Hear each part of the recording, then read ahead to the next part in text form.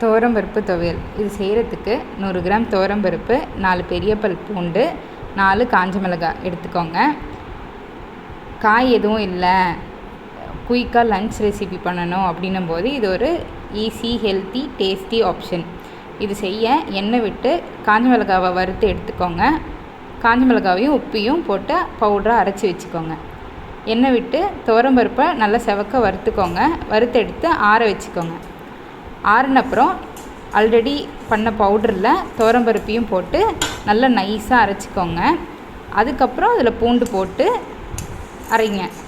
அப்புறம் தண்ணி விட்டு உங்களுக்கு எந்த கன்சிஸ்டன்சியில் வேணுமோ ஒரு கெட்டி சட்னி மாதிரி தண்ணி விட்டு கலந்து அரைச்சி வச்சுக்கோங்க.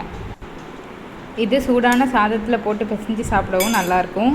தயிர் சாதம், வத்தக்குழம்பு, புளிக்குழம்பு இதுக்கெலாம் தொட்டுக்கவும் நல்லாயிருக்கும். இட்லி தோசைக்கும் தொட்டுக்கலாம். கண்டிப்பாக செஞ்சு பாருங்கள், டேஸ்டியாக இருக்கும்.